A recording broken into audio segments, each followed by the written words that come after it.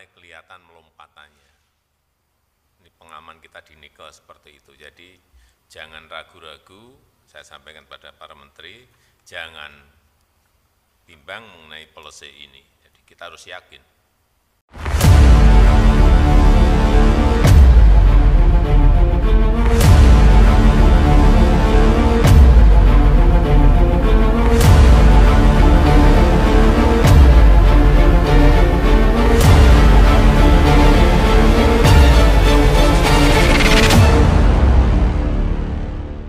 Halo guys, apa kabar hari ini? Saya berharap Anda selalu dalam keadaan sehat dan bahagia. Oke, informasi kali ini tentang keseriusan Presiden Jokowi melakukan hilirisasi industri. Marilah kita simak pidato Presiden Jokowi guys, berikut liputannya.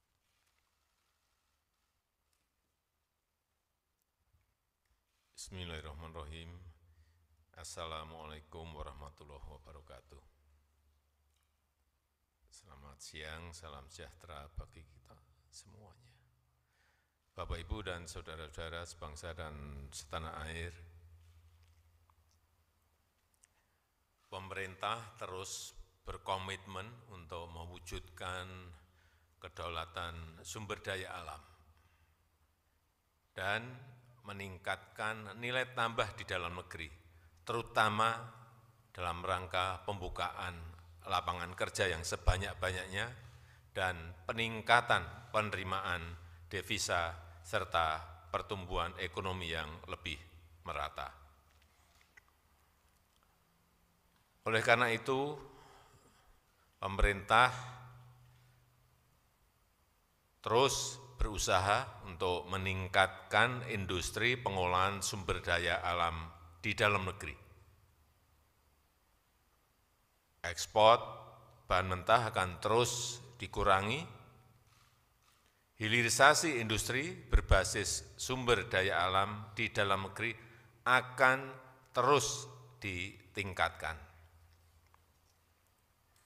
Pada 1 Januari 2020, kita telah memulai pelarangan ekspor biji nikel. Hasilnya, nilai ekspor nikel semula hanya 17 triliun rupiah atau 1,1 miliar US dollar di akhir tahun 2014, melonjak meningkat menjadi 326 triliun rupiah atau 20,9 miliar US dollar pada tahun 2021 atau meningkat 19 kali lipat. Perkiraan saya tahun ini akan tembus lebih dari 468 triliun rupiah atau lebih dari 30 miliar US dollar. Ini baru satu komoditi saja. Oleh sebab itu, keberhasilan ini akan dilanjutkan untuk komoditas yang lain. Dan mulai Juni 2023, pemerintah akan memberlakukan pelarangan ekspor biji boksit dan mendorong industri pengolahan dan pemurnian boksit di dalam negeri. Saya ulangi, mulai Juni 2023, pemerintah akan memberlakukan pelarangan ekspor biji boksit dan mendorong industri pengolahan dan pemurnian boksit di dalam negeri. Dari industrialisasi boksit di dalam negeri ini, kita perkirakan pendapatan negara akan meningkat dari 21 triliun rupiah menjadi sekitar kurang lebih 62 triliun rupiah. Pemerintah akan terus konsisten melakukan hilirisasi di dalam negeri agar nilai tambah dinikmati di dalam negeri untuk kemajuan dan kesejahteraan rakyat. Saya rasa itu yang ingin saya sampaikan. Terima kasih. Wassalamualaikum warahmatullahi wabarakatuh.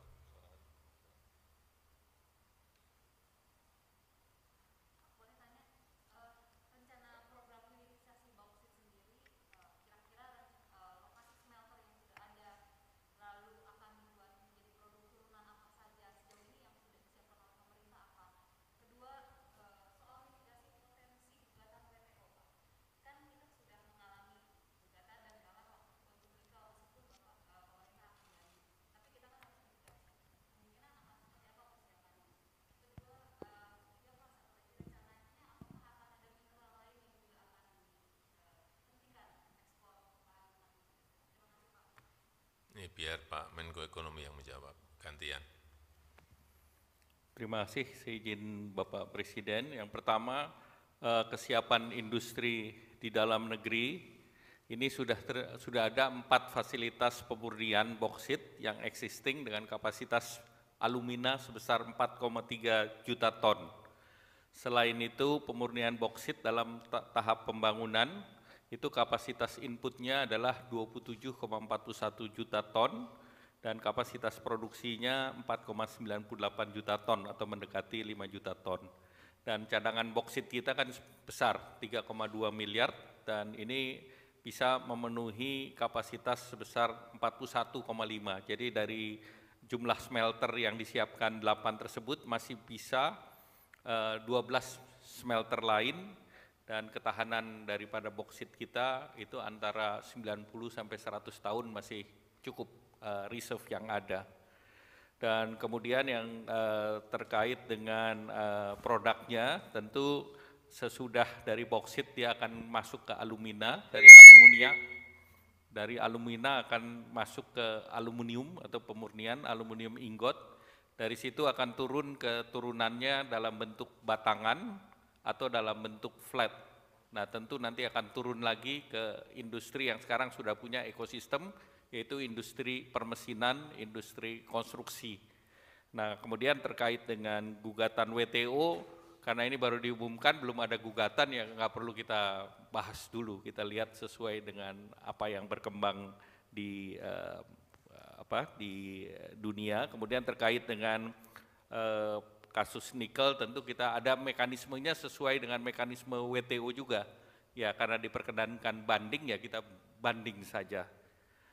Kemudian yang komoditas lain nanti menunggu arahan Bapak Presiden, karena Bapak Presiden mengatakan nanti sesuai dengan rapat dengan itu setiap tahun nanti kita lihat komoditas lainnya. Ya, demikian, terima kasih. Untuk komoditas lain semuanya dikalkulasi, dihitung mengenai kesiapan industrinya. Begitu industrinya setengah siap, enggak usah harus siap, setengah siap langsung kita hentikan. Kita paksa untuk segera industrinya diselesaikan, sehingga dari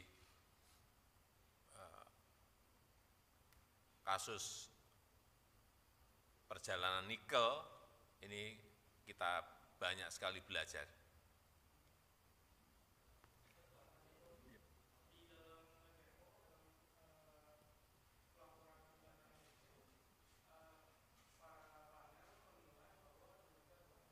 Indonesia telah menyalahi GAT 94 pasal 11 dan pasal 10. Itu di situ dituliskan bahwa nikel bukan barang esensial seperti barang pangan lainnya atau barang pangan esensial, maka tidak boleh ada larangan ekspor.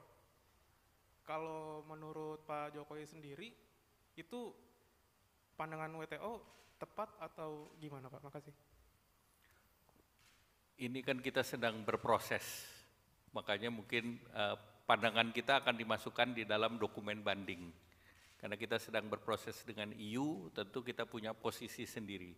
Tentu posisi ini akan dibahas di dalam majelis yang banding nanti. Jadi tentu kita akan bahas di sana.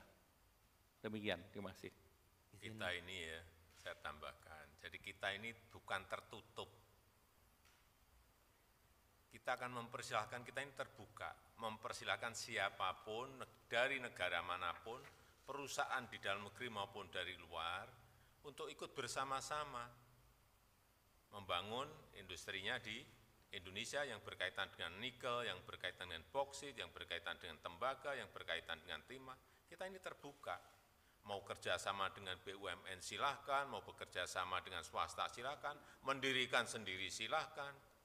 Tapi kita ingin yang namanya pajak itu ada di dalam negeri. Yang namanya PNBP itu ada di dalam negeri. Kalau kita ikut join, yang namanya dividen itu ada di dalam negeri.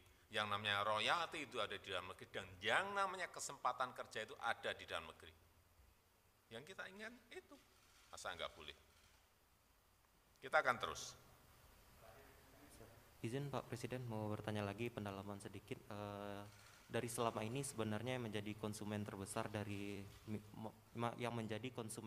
dari bauksit mentah Indonesia itu negara mana, dan apakah tidak dianggap kalau di Indonesia itu kan cadangan bauksitnya sekitar 4%, lebih tinggi Vietnam atau Australia lah gitu yang terbesar gitu ya, yang lebih besar.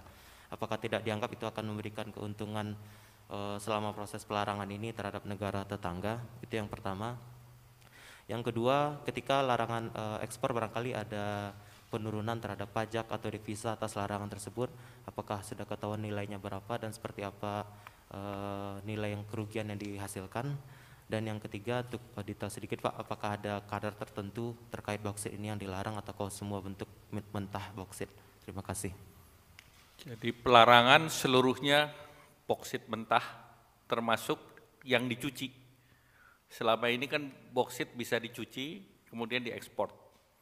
Nah sekarang yang dicuci pun tidak boleh, harus diproses di Indonesia dan itu mulai Juni tahun 2023. Nah saat sekarang jumlah daripada import aluminium oleh Indonesia itu 2 miliar dolar. Jadi tentu dengan adanya pabrik nanti berproses di Indonesia, 2 miliar dolar ini menjadi penghematan devisa. Dan tadi pertanyaan ada negara lain kan sumbernya masih ada negara lain juga yang bisa mensuplai terhadap bauksit, termasuk di Australia. Jadi tentu tidak mengganggu supply chain dari mereka. Karena selama ini ya memang kita ke berbagai negara termasuk Cina dan Australia. Tapi jumlahnya relatif tidak signifikan. Ekspor dalam bentuk pencucian itu antara 500 sampai 600 juta dolar. Jadi itu yang dikompensasi nanti dengan investasi dan juga tadi penghematan devisa yang minimal 2 miliar dolar dan tadi ekspor yang diperkirakan juga bisa mencapai nilai yang cukup signifikan sekitar 62 triliun. Biasanya awal-awal memang terjadi penurunan ekspor. Biasanya. Tapi begitu nanti tahun kedua, ketiga, keempat itu mulai kelihatan melompatannya. Ini pengaman kita di nikel seperti itu. Jadi jangan ragu-ragu, saya sampaikan pada para menteri, jangan bimbang mengenai policy ini. Jadi kita harus yakin.